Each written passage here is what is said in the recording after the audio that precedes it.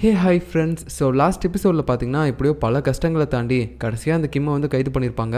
இவன் தான் அந்த விஷப்பறவையை வளர்த்துருக்கான் அப்படின்னு சொல்லிட்டு. ஆனால் இங்கே தான் ஒரு பெரிய ட்விஸ்ட்டு என்னன்னா, லாஸ்ட்டாக நம்ம ராஜா வந்து அவனை மீட் பண்ணி பேசும்போது அன்றைக்கே ஹீரோயின் செத்து போயிருந்தா இப்போ இவ்வளோ பெரிய பிரச்சனையே வந்திருக்காது அப்படின்னு சொல்கிறாரு. இவர் பேசுறத வச்சு பார்க்கும்போது என்ன இவரும் நம்ம கிம்மோட பக்கம்ன்ற மாதிரி இருக்கே அப்படின்ற மாதிரி நமக்கு ஒரு டவுட் வருது. ஸோ இதுக்கப்புறம் நடக்க போகிறத நம்ம இந்த எபிசோடில் பார்க்கலாம். ஸ்டார்டிங் சீனில் பார்த்தீங்கன்னா அடுத்து நம்ம ஹீரோயின் இருக்கால, அவள் வந்து நம்ம ஹீரோ கிட்ட ஒரு விஷயத்த சொல்ல பார்க்குறா. என்னன்னா, இவளுக்கு பழைய ஃப்ளாஷ்பேக்லாம் ஞாபகம் வருது இல்லை, அதாவது இதுக்கு முன்னாடி ஜென்மத்தில் அவளுக்கு இருக்கக்கூடிய ஞாபகங்கள். ஸோ அதில் பார்த்தீங்கன்னா அவள் கடைசியாக சாகிறதுக்கு முன்னாடி ஏதோ தண்ணியில் விழுந்த மாதிரிலாம் இருக்கும்ல. ஸோ அதை பற்றிலாம் இப்போ யோசிச்சுட்டு இதை நம்ம ஹீரோ கிட்டே சொல்லலான்னு வரா. பட் அதுக்கப்புறம் பார்த்தீங்கன்னா நம்ம ஹீரோவை வேற ஒருத்தங்க கூப்பிட்டுறாங்க. இப்போ அப்படியே அடுத்து நம்ம கிம்முடைய பொண்ணு சியோவை காட்டுறாங்க. அவள் பார்த்தீங்கன்னா அந்த மாஸ்க் கேல் கிட்ட பேசிட்டு இருக்கா. ஸோ இதுக்கு முன்னாடியே அந்த மாஸ்க் கேல நம்ம சியோ பார்த்துருப்பா. நீ தானே என்னோட அப்பாவுக்கு எல்லா வேலையுமே பார்க்குற அப்படின்ற மாதிரிலாம் கூட கேட்டிருப்பா. பட் இருந்தாலும் இந்த மாஸ்க் கேல அவளுடைய நிலைமையை பற்றிலாம் நம்ம சியோ கிட்ட சொல்லியிருப்பா போல. இந்த மாதிரி அம்மாவை வந்து உங்கள் அப்பா பிடிச்சி வச்சிருக்காரு, அதனால தான் வேறு வழி இல்லாமல் நான் அவர் சொல்கிற எல்லாத்தையுமே கேட்டுட்ருக்கேன் அப்படின்னு நம்ம சொல்லியிருப்பா போல. அதனால இப்போ இந்த மாஸ்க் கேல் மேலே இறக்கப்பட்டு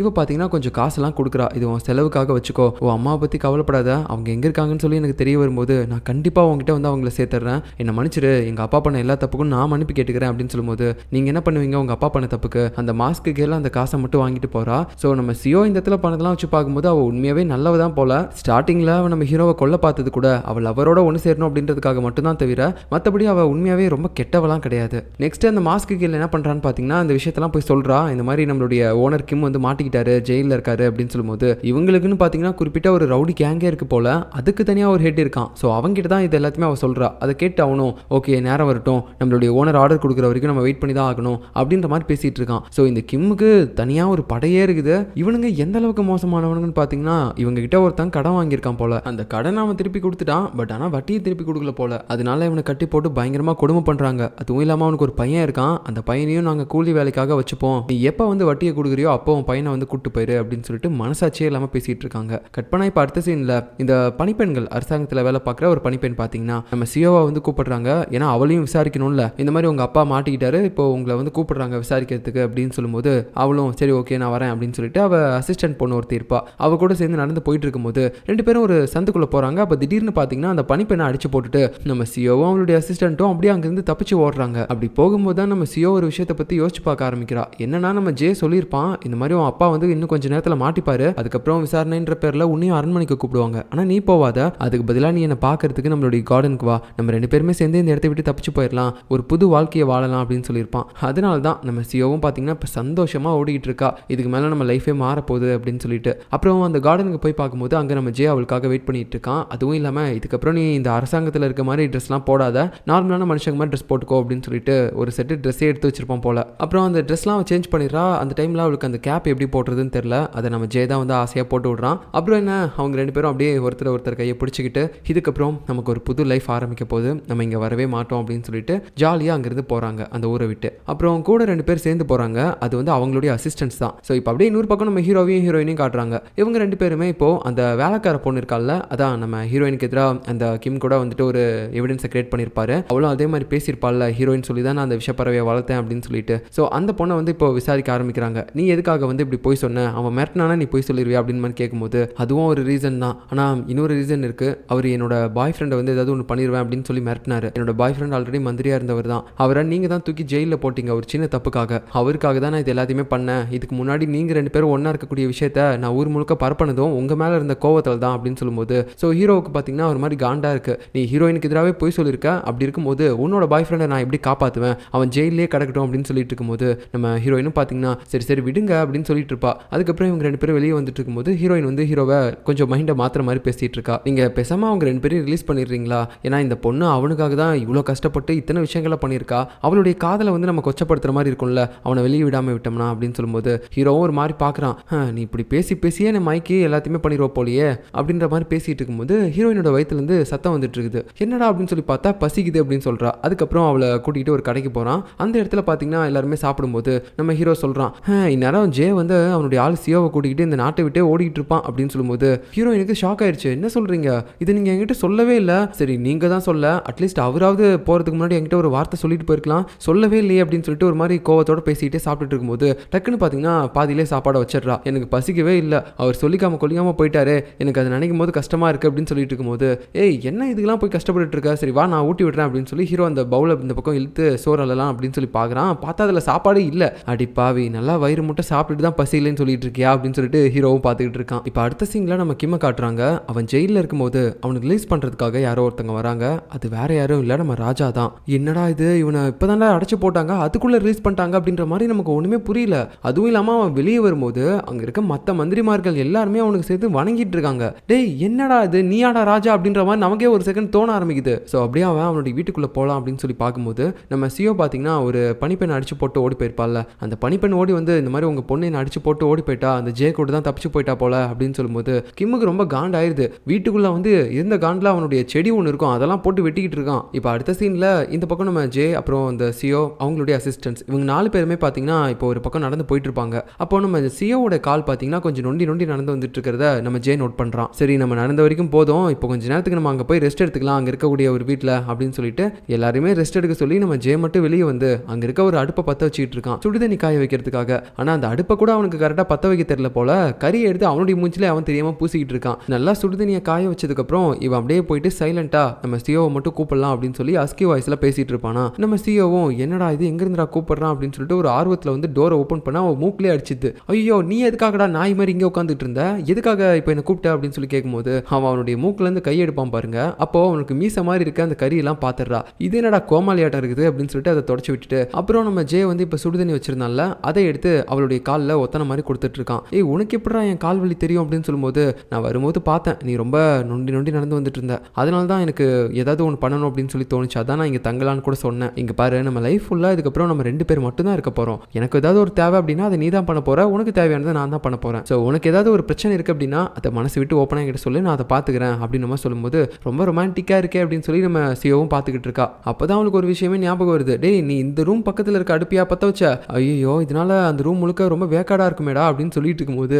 அந்த ரூமில் யார் படுத்துட்டு இருக்கிறதுன்னு காட்டுறாங்க. அது நம்ம ஜேவுடைய அசிஸ்டன்ட் தான். அவன் பார்த்தீங்கன்னா சட்டையெல்லாம் கழட்டி போட்டு ஐயோ முடியலையே கிரில்லில் வேகிற கோழி மாதிரி ஃபீல் ஆகுது அப்படின்னு சொல்லிட்டு இவன் திரும்பி திரும்பி படுத்துக்கிட்டு இருக்கான். இவங்களுடைய லவ்வில் பாவம் இவன் செத்துக்கிட்டு இருக்கான். இன்னொரு பக்கம் நம்ம ஹீரோயின் தூங்கிட்டு இருக்கும்போது ஹீரோயினுக்கு சில ஃப்ளாஷ்பேக்லாம் ஞாபகம் வருது. அதாவது அவளுடைய முன்னாடி ஜென்மத்தை பற்றி யாரோ ஒருத்தங்க அவளை இழுத்துட்டு போயிட்டு இருக்காங்க. அப்போ அவளும் வந்து சொல்லிகிட்டே இருக்கான் என்னை காப்பாற்றுங்க அப்படின்னு சொல்லிட்டு. அப்புறம் அவள் தூக்கத்திலேருந்து கண்மொழிக்கும் போது இன்னொரு விஷயத்தை பற்றியும் யோசிச்சு பார்க்குறா. என்னன்னா நம்ம கிம்ம இவளுக்கு எதிராக ஒரு எவிடன்ஸை கொடுக்கணும் அப்படின்னு சொல்லிட்டு இவ ஒரு பழைய கிராமத்தில் தங்கியிருந்தால அந்த கிராமத்தில் இருக்கக்கூடிய நெய்பர்ஸ் 2 பேரை இழுத்துட்டு வந்திருப்பாங்க. நம்ம ஹீரோயினை பார்த்து சொல்லியிருப்பாங்க இவ ஒரு 5 வருஷத்துக்கு முன்னாடி தான் எங்கள் கிராமத்துக்கே வந்தா, அதுக்கு முன்னாடி நாங்கள் இவளை பார்த்ததே இல்லை அப்படின்னு சொல்லிட்டுலாம். ஸோ அதை பற்றிலாம் யோசிக்கும் போது எனக்கு ஏன் அந்த 5 வருஷத்துக்கு முன்னாடி இருந்த எந்த விஷயமும் ஞாபகமும் இல்லை. ஹீரோவோட முன்னாள் மனைவியும் 5 வருஷத்துக்கு முன்னாடி தான் காணாமல் போயிருக்காங்க. அவங்களும் பார்க்கறதுக்கு என்ன மாதிரியே இருப்பாங்க. அதுவும் இல்லாமல் அவங்களுடைய மெமரிஸ்லாம் எதுக்காக எனக்கு இப்போ வந்துட்டு போயிட்டு இருக்குது எனக்கு ஒன்றுமே புரியலையே. ஒருவேளை நிஜமாவே இவங்களாம் சொல்கிற மாதிரி நான் அவங்களா தான் இருப்பேனா அப்படின்னு சொல்லி நம்ம ஹீரோயினுக்கே இந்த இடத்துல ஒரு டவுட் வர ஆரம்பிக்குது. கட் பண்ணா இப்போ அடுத்த நாள் காலையில் இந்த பக்கம் ஓடி போன நம்ம ஆளுங்களை தான் காட்டுறாங்க. ஸோ நம்ம ஜே வந்து என்ன பிளான் பண்ணியிருக்கானா, இந்நேரம் நம்ம தப்பிச்சு வந்தது எல்லாருக்குமே தெரிய ஆரம்பிச்சிருக்கோம். அதனால அரசாங்கத்தில் இருக்க ஆளுங்க உன்னை கண்டிப்பாக தேடி இங்கே வர வாய்ப்பு இருக்குது. ஸோ நம்ம சீக்கிரமாக என்ன பண்ணணும் அப்படின்னா இந்த இடத்த விட்டு போகிறதுக்காக ஒரு துறைமுகத்துக்கு போகணும், அங்கிருந்து நம்ம போட்டில் தப்பிச்சு போயிடலாம் அப்படின்னு சொல்லிட்டு எல்லாருமே பிளான் பண்ணி இப்போ இங்கிருந்து துறைமுகத்துக்கு போகிறாங்க. இது ஒரு பக்கம் இருக்க. இன்னொரு பக்கம் நம்ம ஹீரோவுக்கு பார்த்தீங்கன்னா ட்ரெஸ்லாம் பயங்கரமாக ரெடி பண்ணி அந்த பெல்ட் மாதிரிலாம் ஒன்று இருக்கும் அது எல்லாமே போட்டு விட்டு ஹீரோவை வந்து பயங்கரமாக அழகு பண்ணி பார்த்துட்டு இருக்கா ஹீரோயின். ஸோ இதெல்லாம் பார்க்கும்போது ஹீரோவுக்கு ரொம்ப சந்தோஷமாக இருக்குது. அப்படியே அவளை கட்டி பிடிச்சிட்டு நீ என் கூட இருந்தால் போதும், நான் எல்லாத்தையுமே ஈஸியாக ஃபேஸ் பண்ணிடுவேன் சிரிச்சுக்கிட்டே அப்படின்னு சொல்லிட்டு இருக்கும்போது கரெக்டாக பார்த்தீங்கன்னா நம்ம குண்டு அசிஸ்டன்ட் சொல்கிறான் அரசர் உங்களை மீட் பண்ணணும் அப்படின்னு சொல்லிட்டு. நம்ம ஹீரோவும் என்னவா இருக்கும் அப்படின்னு சொல்லி கேட்கலான்னு போனால் அரசருடைய ரூம்ல இருந்து நம்ம கிம் வெளியே வரான். இதை பார்த்தோன்னே ஹீரோவுக்கு ஒன்றுமே புரியல. ஏய் நீ எப்படா வெளியே வந்த, நேற்று தானடா உன்னை சிறையில் அடைச்சோம் அப்படின்னு சொல்லும்போது அது ஒன்றும் இல்லைப்பா, நான் எந்த தப்புமே பண்ணலை, நீங்கள் வந்து என்ன மிஸ் அண்டர்ஸ்டாண்ட் பண்ணியிருக்கீங்க. ஸோ இப்போ வந்து கரெக்டாக தெரிஞ்சு போச்சு நான் தப்பு பண்ணலைன்னு, அதனால தான் என்னை வெளியே அனுப்பிட்டாங்க அப்படின்னு சொல்லும்போது டேய் நீ என்னடா தப்பு பண்ணல, எல்லாத்தையுமே பண்ணதே நீ தான்டா, நீ தான் உண்மையான குற்றவாளி அப்படின்னு சொல்லிட்டே இருக்கும்போது கிம்மும் ஒரே வார்த்தையாக சொல்லிடுறான் இங்கே பாரு அரசர் தான் வெளியே விட்டாரு, நீ அவர்கிட்டே போய் எதுவாக இருந்தாலும் கேட்டுக்கோ அப்படின்னு சொல்லும்போது ஹீரோவும் கோவத்தோட போயிட்டு பா என்ன காரியம்ப்பா பண்ணி வச்சிருக்கீங்க, என்னோட அம்மா என்னோட மனைவி எல்லாருமே இறந்து போனதுக்கு காரணம் இவன் தான்ப்பா, இப்போதான் ஒரு நல்ல எவிடன்ஸ் கிடைச்சி இவனை நம்ம உள்ளத்தில் இருக்கோம், இப்போ மறுபடியும் நீங்கள் வந்து அவனை ரிலீஸ் பண்ணியிருக்கீங்க, உங்களுக்கு என்ன பைத்தியமாக பிடிச்சிருக்கு அப்படின்னு சொல்லி கேட்கும்போது டே எனக்கு உன்னோட கோவம்லாம் புரியுது, பட் ஆனால் இப்போ நான் சொல்கிற எல்லாத்தையுமே நீ வந்து கொஞ்சம் நிதானமாக கேளு அப்படின்னு சொல்லும்போது அவர் இப்போ ஒரு ஃப்ளாஷ்பேக் அப்படியே சொல்கிறாரு. என்னன்னு பார்த்தீங்கன்னா சில வருஷங்களுக்கு முன்னாடி நம்ம ஹீரோவுடைய அப்பா ஆட்சி பண்ணிட்டு இருந்திருப்பாரு. பட் அவருக்கு முன்னாடி அவருடைய அண்ணன் பார்த்தீங்கன்னா ஒருத்தர் வந்து ஆட்சி பண்ணிட்டு இருந்திருப்பாரு. அவர் வந்து ஏதோ ஒரு வினோதமான முறையில் இறந்து போய் கடந்திருப்பாரு. ஸோ அதுக்கப்புறம் பார்த்தீங்கன்னா அந்த அண்ணனுடைய பையன் வந்து ராஜாவாக இருக்கலாம் அப்படின்னு பார்க்கும்போது அவனையும் வந்து கொலை பண்ணியிருப்பாங்க. ஸோ இப்படி அவருடைய அண்ணனும் பையனும் வினோதமான முறையில் செத்து போனதுக்கப்புறம்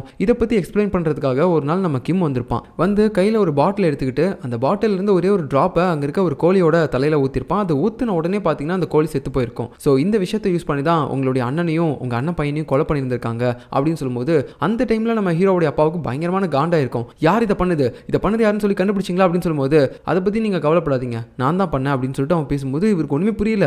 உடனே பார்த்தீங்கன்னா சட்டையெல்லாம் பிடிச்சிட்டு நம்ம கிம் கிட்ட வந்து சண்டை போட்டுருந்துருப்பாரு. அப்போது அந்த டைமில் இருந்து தான் நம்ம கிம் ராஜாவை பிளாக்மெயில் பண்ண ஆரம்பிச்சிருப்பான். எதை வச்சு அப்படின்னா, இந்த விஷயம் என்கிட்ட இன்னும் நிறைய இருக்கு, இதை நான் உன்னோட இடத்துலையும் மறைச்சு வச்சிருக்கேன். ஸோ இப்போ நான் தான் வந்து உன் அண்ணனையும் அண்ணன் பையனையும் கொலை பண்ணேன்னு சொன்னேன்னு வச்சுக்கோயேன், நான் வந்து என்ன தெரியுமா சொல்லுவேன், நீ தான் பதவி ஆசைக்காக அவங்க 2 பேரையும் கொலை பண்ணிட்ட, உன்னோட இடத்துல அந்த விஷயம் கூட இருக்கு அப்படின்ற மாதிரி நான் சொல்லிடுவேன். ஒருவேளை நீ அந்த விஷயத்தை கண்டுபிடிச்சினாலும் இல்லை என்னை தூக்கி ஜெயிலில் போட்டினாலும் என்னோட ஆளுங்க நிறைய பேர் இருக்கானுங்க, அவனுங்க மூலமாக நான் இதை பண்ணிடுவேன், ஊர் மக்கள் கிட்டையும் சொல்லிடுவேன். அதுக்கப்புறம் நீ ராஜாவாக இருப்பேன்னு நினைக்கிற, மக்கள் எல்லாருமே சேர்ந்து உனக்கு கொலை பண்ணாலும் பண்ணிடுவாங்க அப்படின்னு சொல்லும்போது ராஜாவுக்கு இப்போ என்ன பண்ணுறதுனே தெரியல. ஒரு ஷாக்கில் இருக்கும்போது டக்குன்னு அந்த நேரத்தில் முன் ஜென்மத்தில் இருந்த நம்ம ஹீரோவும் வந்து பார்த்துட்டு இருந்திருப்பாங்க.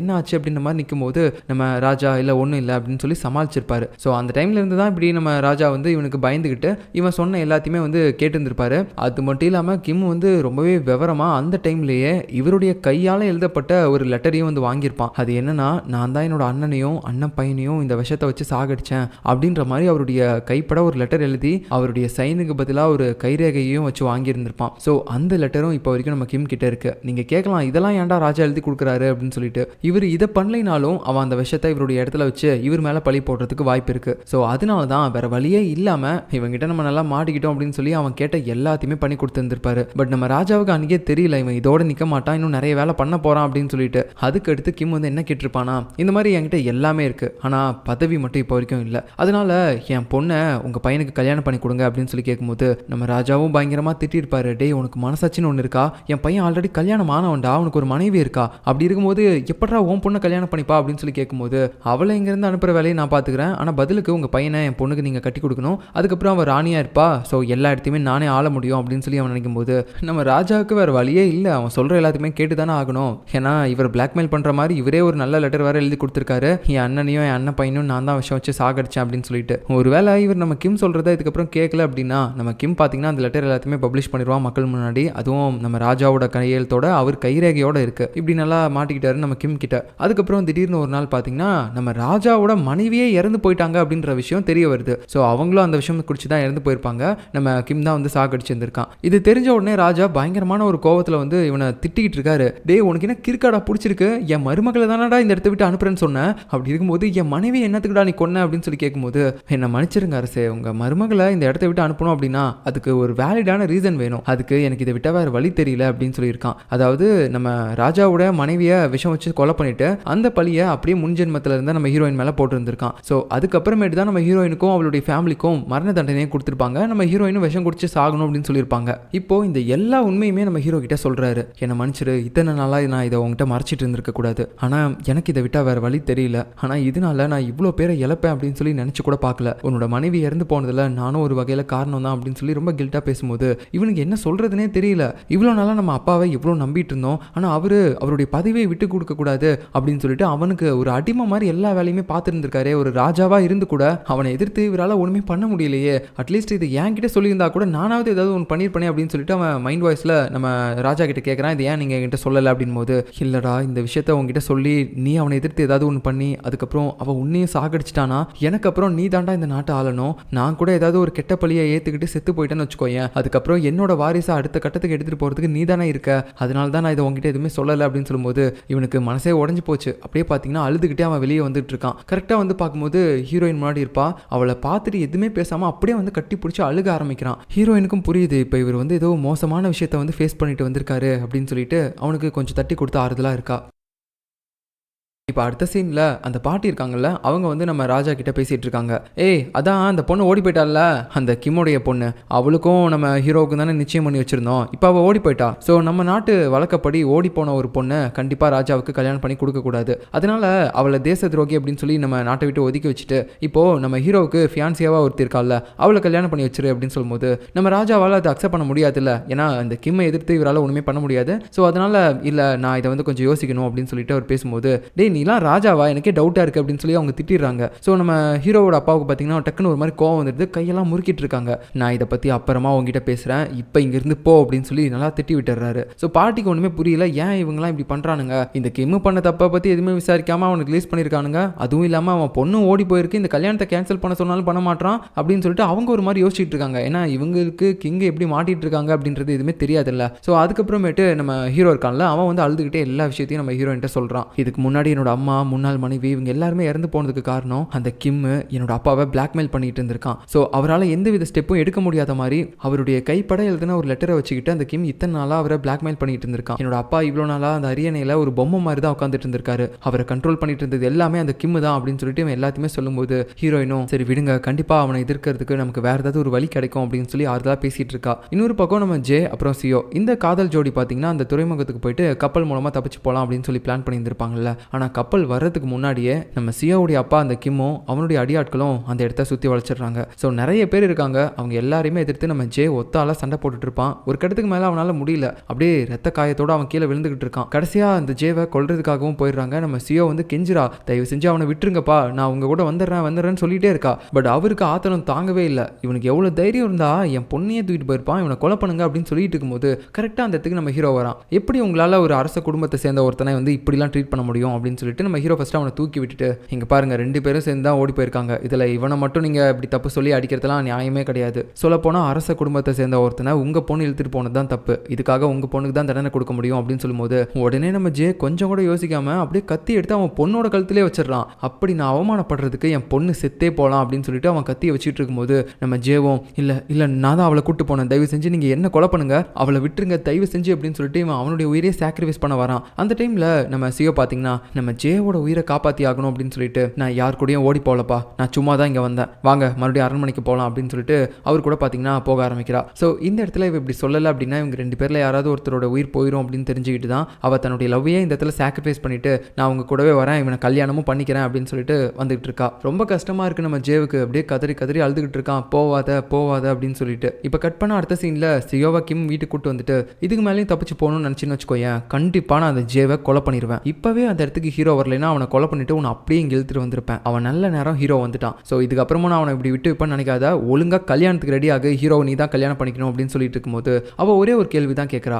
ஏன்பா எதுக்காக நீங்கள் இப்படி என்னை ராணி ஆக்கணும், என் மூலமாக இந்த நாட்டையே ஆளணும் அப்படின்னு சொல்லி நீங்கள் ஏன்பா இப்படி கிறுக்குத்தனமாக இருக்கீங்க அப்படின்னு சொல்லி கேட்கும்போது, கிறுக்கு இல்லை எல்லாமே வெறி, நான் பல வருஷமாக இந்த ராஜ்யத்துக்காக வேலை பார்த்துட்டு இருக்கேன், பட் என்னதான் இருந்தாலும் ஒரு மந்திரியால் எவ்வளோ பெரிய விஷயத்தை தான் பண்ண முடியும், எல்லாமே பண்ணக்கூடிய அந்த பவர் ராஜாவை தவிர வேற யாருக்குமே கிடையாது, அதனால தான் நான் ராஜாவாகணும் அப்படின்னு சொல்லி நினச்சேன், பட் அது முடியாது, ஏன்னா நான் அரச குடும்பத்தை சேர்ந்த ஒருத்தன் கிடையாது, ஆனால் என்னோட பொண்ணான நீ ஒரு அரச குடும்பத்தை சேர்ந்த ராஜாவை கல்யாணம் பண்ணிக்கிட்டு அப்படின்னா உன் மூலமா நான் இந்த நாட்டையே கட்டி காப்பேன், அதுக்காக தான் இத்தனை வருஷமா நான் இவ்வளோ விஷயங்களை பண்ணிக்கிட்டு இருக்கேன், அதனால ஒழுங்கு மரியாதையாக நான் சொல்கிறத கேட்டுட்டு அவனை கல்யாணம் பண்ணிக்கோ அப்படின்னு சொல்லிட்டு இவன் வெளியே வரும்போது அங்கே நிறைய பணிப்பெண்கள்லாம் இருப்பாங்க. அவங்க எல்லாத்தையுமே வார்ன் பண்ணிட்டு இருக்கான், என் பொண்ணு மறுபடியும் தப்பிச்சு போனான்னு தெரிஞ்சிச்சு, நீங்கள் யாருமே உயிரோடு இருக்க மாட்டீங்க அப்படின்னு சொல்லிட்டு. அவங்களும் பயந்துக்கிட்டே சரி ஐயா நாங்கள் பார்த்துக்குறோம் அப்படின்னு சொல்லிட்டு இருப்பாங்க. ஸோ இப்போ கட் பண்ண அடுத்த சீனில் பார்த்தீங்கன்னா நம்ம ஹீரோ வந்து ஒரு சபையை ஏற்பாடு பண்ணியிருக்கான். அந்த சபையில் நம்ம கிம்முக்கு அடிக்கடி ஜால்ரா தட்டுற மாதிரி 2-3 மந்திரிகள்லாம் இருப்பாங்கல்ல, அவங்க எல்லாருமே சேர்ந்து அப்புறம் என்ன ராஜா இந்த பொண்ணு ஓடி போலேன்னு தெரிஞ்சு போச்சு, ஸோ இதுக்கப்புறம் நீங்கள் எதுக்காக வெயிட் பண்ணுறீங்க, அவளை கல்யாணம் பண்ணிக்கோங்க, கல்யாண டேட்டில் கரெக்டாக அப்படின்னு சொல்லும்போது ஓகே பண்ணிக்கிறேன் அப்படின்னு சொல்லி ஹீரோ சம்மதிச்சிடறான். எதுக்காக இப்போ அக்செப்ட் பண்ணியிருக்கான் அப்படின்னா இப்போதைக்கு இவனுக்கு வேறு வழி தெரியல, அதனால மட்டும் அக்செப்ட் பண்ணியிருக்கான், ஏன்னா இவங்க எல்லாருமே ஏன் பண்ண மாட்டீங்க அப்படின்னு சொல்லி கேள்வி கேட்பாங்க, அதனால தான் இப்போதைக்கு ஓகே சொல்லியிருக்கான். ஆனால் இந்த கல்யாணத்தை நிறுத்துறதுக்காக நம்ம ஹீரோ கண்டிப்பாக ஏதாவது ஒரு பிளான் பண்ணுவான். அதுக்கப்புறமேட்டு இந்த கிம்மும் அவன் கூட இருக்கக்கூடிய அந்த ஜால்ரா மந்திரிகளும் பார்த்தீங்கன்னா பேசிக்கிட்டு இருக்காங்க. ஹீரோயினுக்கு இப்போ ஃபியான்சியாவா ஒருத்தி இருக்கால, அவள் உண்மையாகவே பார்க்கறதுக்கு இறந்து போன பொண்டாட்டி மாதிரி தான் இருக்கா, ஒருவேளை அவள் தான் இவளா, அதுவும் இல்லாமல் அந்த டைமில் அவளுக்கு அசிஸ்டண்ட்டாக ஒருத்தி வேலை பார்த்தால அவளையும் நான் இங்கே பார்த்தேன் அப்படின்னு சொல்லும்போது, அதாவது நம்ம ஹீரோயினோட 2வது ஜென்மத்தில் அவளுக்கு ஆன்ட்டியாகவும் முதல் ஜென்மத்தில் அவளுக்கு பணிப்பெண்ணாகவும் இருந்திருப்பாங்கல்ல, ஸோ அந்த லேடியை தான் நான் பார்த்தேன் அப்படின்ற மாதிரி நம்ம கிம் கிட்ட சொல்லும்போது நம்ம கிம்முக்கு ஒரு டவுட் வர ஆரம்பிக்குது, அவள் எதுக்காக இப்போ இங்கே சுற்றிட்டு இருக்கா, ஒருவேளை இவங்கெல்லாம் கெஸ் பண்ணுற மாதிரி ஹீரோவோட முன்னாள் மனைவி தான் இப்போ இங்கே வந்திருக்காளா, அதனால தான் அந்த அசிஸ்டன்ட் லேடியும் அவள் கூடவே வந்திருப்பாளோ அப்படின்னு சொல்லிட்டு நம்ம கிம்முக்கு இங்கே லைட்டாக டவுட் வர ஆரம்பிக்குது. அதுக்கப்புறம் பார்த்தீங்கன்னா நம்ம ஹீரோவை பாட்டி கூப்பிட்டு பேசிக்கிட்டு இருப்பாங்க, ஏன்டா உங்கள் அப்பனுக்கும் உனக்கு என்ன பைத்தியமாடா பிடிச்சி போயிருக்குது, அவள் தான் ஓடி போன பொண்ணுன்னு தெரியுது இல்லடா, அப்போ இருந்தும் எதுக்காகடா நீ அந்த கிம்மோட பொண்ணு சியோவை மறுபடியும் கல்யாணம் பண்ணணும்னு நினைக்கிற, எதுக்கு இதுக்கெல்லாம் சம்மதிச்சா அப்படின்னு சொல்லும்போது, இல்லை பாட்டி நம்ம பார்த்துக்கலான்ற மாதிரி சொல்லும்போது அவங்களுக்கு ரொம்ப காண்டாயிருது, நீயும் உங்கள் அப்பனும் இப்படியே கடைசி வரைக்கும் சொல்லிட்டுருங்க, ஏதோ ஒரு விஷயத்தில் அந்த கிம் கிட்ட மாட்டிருக்கீங்கன்னு தெரியும், ஆனால் அதுக்காக இப்படிலாம் அவனுக்கு பயந்துருக்க கூடாது, நீங்கள் ராஜாடா நீங்கள் தான் ஏதாவது ஒன்று பண்ணணும் அப்படின்னு சொல்லும்போது ஹீரோவுக்கு இந்த இதை கேட்டுகிட்டே இருக்க முடியல. டக்குன்னு பார்த்தீங்கன்னா அவனுக்கு ஏதோ ஒரு ஐடியாவும் வருது. அப்படியே மோட்டிவேஷனோட டக்குன்னு போயிட்டு அவனுடைய அப்பா கிட்ட சொல்கிறான், அப்பா என்கிட்ட ஒரு ஐடியா இருக்குது, அந்த கிம்மை நம்ம எதிர்த்துடலாம். இவ்வளோ நாளாக அந்த கிம் எதை வச்சுப்பா அவங்கள பிளாக்மெயில் பண்ணிட்டு இருந்தான், உங்களுடைய அண்ணனையும் அண்ணன் பையனையும் கொண்டது நீங்கள் தான் அப்படின்ற மாதிரி ஒரு ஃபேக்கான லெட்டரை உங்கள் மூலமாக வாங்கி வச்சிருந்திருக்கான். அப்படின்னா அவன் உங்கள் மூலமாக தான் எல்லாத்தையுமே கண்ட்ரோல் பண்ணிட்டு இருந்திருக்கான். ஒருவேளை நீங்கள் இந்த ராஜா பொறுப்புலேருந்து விலகிட்டீங்கன்னா அவன் யாரை வச்சு பிளாக்மெயில் பண்ணுவான், அதனால உங்கள் ராஜா பொறுப்பை நம்ம ஜே கிட்ட ஒப்படைச்சிடலாம் அப்படின்ற மாதிரி இவன் சொல்லும்போது இவருக்கு ஒரு மாதிரி ஷாக் ஆயிடுச்சு. இது ஒரு நல்ல யோசனை தான், பட் இருந்தாலும் இந்த கிம் இதுக்கும் ஏதாவது ஒன்று பண்ணுவான் அப்படின்னு சொல்லிட்டு நம்ம கிம்மை நினச்சி இவர் பயந்துகிட்டு இருக்காரு. இவரெல்லாம் ராஜாவா என்ன அப்படின்ற மாதிரி நமக்கு தோண ஆரம்பிக்குது. ஸோ இதை பார்த்துட்டு நம்ம ஹீரோ பயங்கரமாக காண்டில் கத்துறான், பா இதுக்கு மேலேயும் நம்ம என்னப்பா இழக்க போகிறோம், நீங்கள் இப்படி பொறுத்து போனதுனால தான் நம்ம அம்மா, அதுக்கப்புறம் என்னோட மனைவி, இவங்க எல்லாருமே நம்ம இழந்திருக்கோம்ப்பா. இதுக்கு மேலே இப்போ ஹீரோயின் இருக்கா, அவளையும் என்னால் இழக்க முடியாதுப்பா, தயவு செஞ்சு இப்போயாவது அந்த கிம் எதிர்த்து ஏதாவது ஒன்று பண்ணுங்க அப்படின்னு சொல்லிட்டு இவன் ஒரு மாதிரி பேசிகிட்டே இருக்கும்போது கிம்மும் அப்படியே பேன் முடிச்சுக்கிட்டே தான் இருக்காரு. ஸோ இதுக்கப்புறம் நடக்க போகிறத நம்ம அடுத்த எபிசோடில் பார்க்கலாம். பாய்.